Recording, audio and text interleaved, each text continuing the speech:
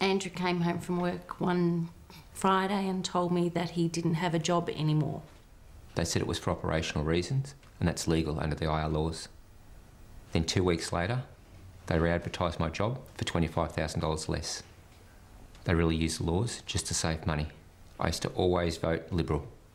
But this year, the IR laws have wrecked my family and a lot of other families. It needs to be stopped. 2 years ago, the Howard government introduced new IR laws called work choices. But far from having a choice, many working Australians have found they now have less choice. Employers have reduced their pay and conditions, and some have used the new laws to sack people without warning or explanation. At the upcoming federal election, you will get a real choice: to vote for these IR laws or against them. Ask yourself what kind of Australia you want for your family. A vote for the Liberal or National parties is a vote for the IR laws, and the Howard government is likely to take them further. It's your choice. But before you make a final decision, please take the time to listen to just a few stories about how the IR laws have affected ordinary Australians. One day it could be you or someone close to you.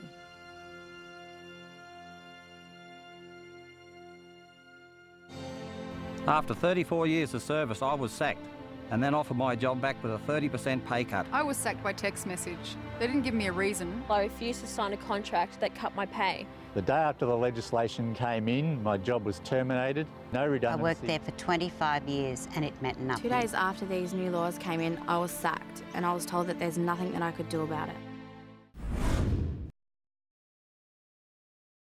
If you work for an employer that has 100 or fewer workers, you won't any longer have any rights to complain of unfair dismissal. So that if your employer decides to get rid of you for a good reason or a bad reason or no reason at all, you don't have a comeback. Very few of us have the skills, the confidence, the knowledge to go in there and tackle the boss. And all the cards are in his hand. In the AWA, there's 17.5% loading we lose. We lose 3 annual public holidays a year. We don't get time and a quarter on a Thursday night, on a Saturday, time and a half Sundays gone, and public holidays. So they were offering me $14.30 an hour, and my rate of pay now is $14.28. So for 2 cents an hour, I lost all those conditions. And it makes me so mad, you know, to think that they can get away with what they're doing. And it's about Australia got off its backside and stood up for what they believe in and tell them, no, it's not going to happen. It was my first job out of school. I wanted to make a good impression.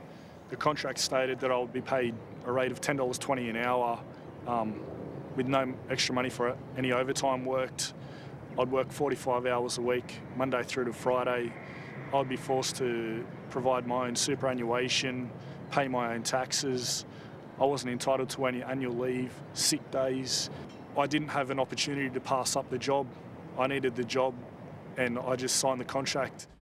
Well, the government says that employees always have a choice as to whether they accept or don't accept individual contracts. But if you're out there working in a pub or a cafe, a supermarket, a call centre, and your employer says, here's this contract, sign it or you don't have a job, there's not a lot of choice there for many Australian workers.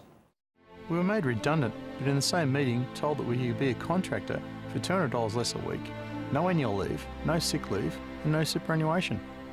After 34 years of service, I was sacked and then offered my job back with a 30% pay cut. If it happened to me, it can happen to you. I worked there for 25 years and it meant nothing. John Howard says go get another job, but out here there's not many jobs to get. I mean, John Howard was always my hero. I thought the world of him. I thought he was a good Prime Minister. But now it's totally changed my way of thinking as far as he's concerned. I'd like him to come to Coffs Harbour, sure. Come and have a chat to me and see what it's like in the real world. Australians have an important choice to make on election day. That choice will affect our working conditions for generations to come. We hope these stories will help you make an informed decision.